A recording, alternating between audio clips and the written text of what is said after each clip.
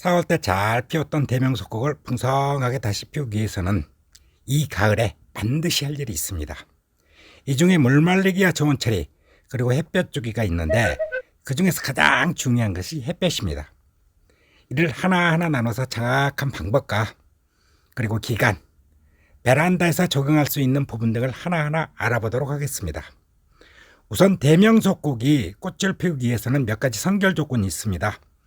이를 충족해 준 후에 추가적인 물말림이나 저온 처리를 해야지, 그렇지 않고 하게 되면 난에게 오히려 해를 끼치는 것입니다. 대부분의 식물이 그렇듯이 대명석곡도 자기 자손을 퍼뜨리기 위해 두 가지 방법으로 번식을 하거든요. 첫째는 우리가 흔히 말하는 새로운 새끼촉을 붙여서 번식하는 영양번식입니다. 그리고 이 경우에는 가장 확실하고 거기다 실패할 확률이 거의 없기에 대부분의 식물이 살만하다 싶을 경우, 즉 환경이 좋으면 사용하는 방법입니다. 두 번째는 생식 번식이라고 그러는데요. 이럴 때는 씨를 맺혀서 이 씨로 왕창 번식을 하는 것입니다. 씨로 번식을 하다 보니까 많은 양의 씨를 확 뿌려가지고 널리 퍼뜨릴 수 있는 장점이 있는 대신에요, 발화율이라든가 어린묘가 중간에 죽을 확률이 영양 번식에 의한 방법보다는 훨씬 더 높습니다. 그러니까 식물 입장에서는 좋은 환경이 조성되어 살만하다 싶으면 안전하고 정확한 영양 번식을 통해서 자손을 번식시키려고 합니다. 그러면요, 대명석곡을 기르는 우리는 사온 첫 해에 멋진 꽃을 보고 난 후에요, 한 3년 지났어요. 근데 아직 꼭 못 봤어요. 이렇게 말씀하시는 분들이 많은데요.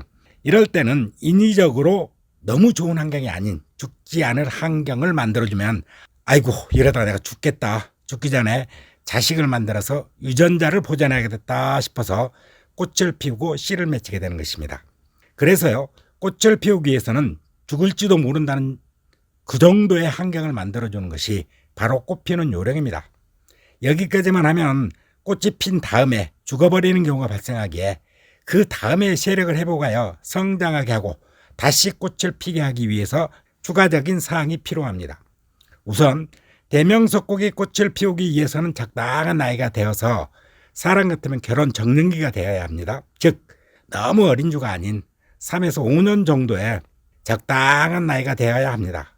그리고요, 나이만 드는 것이 아니라 대공도 굵어지고 커지고 건강하고 튼실한 어른이 되어야만 꽃을 피울 준비가 된 것입니다.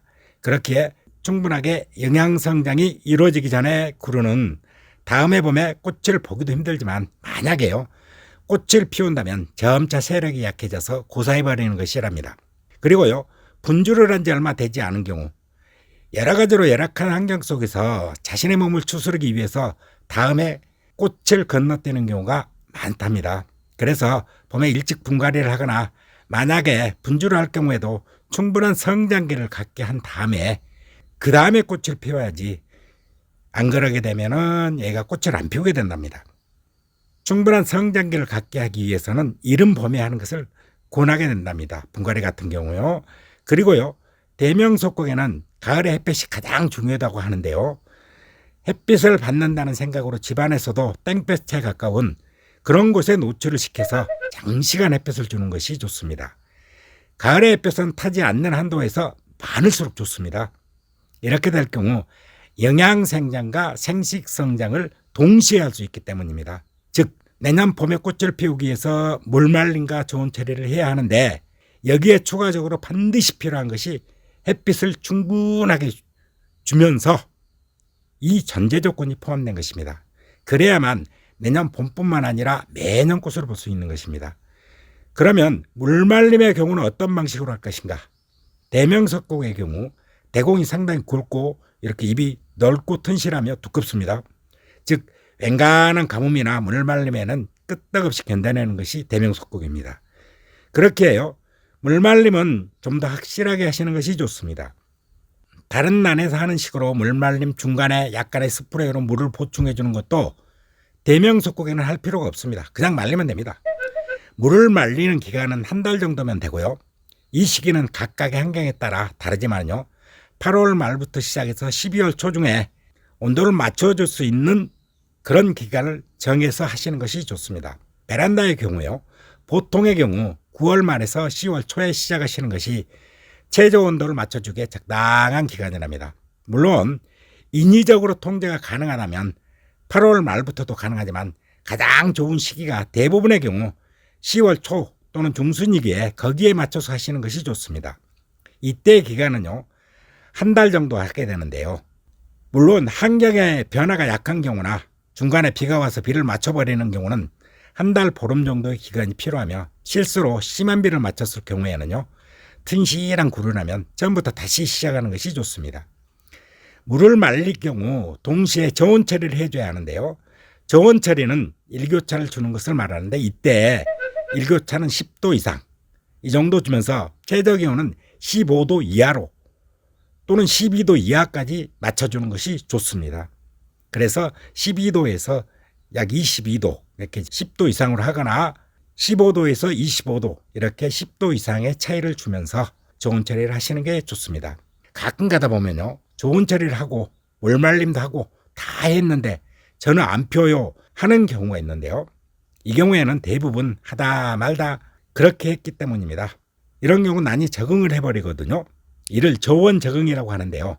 어설프게 하는 경우 발생하는 현상으로 한번 저온 적응을 하면 이를 다시 풀어내는 방법은 1년 정도를 기다려야 되는 경우가 많기 때문에 될 수 있으면 하실 때 확실하게 하시는 것이 좋습니다. 이렇게 한 달 정도 일교차 10도 이상으로 물말림을 하게 되면요, 대공이 약간 쭈글쭈글 거리게 되는데요. 그러니까 보통 가정에서 물말림을 할 때는 이 정도로 되지는 않습니다.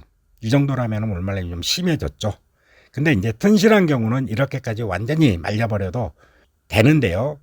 보통 한 달 경우 말리게 되면은 이 정도까지는 안 되고 이거보다 약간 덜 쭈글거리게 됩니다.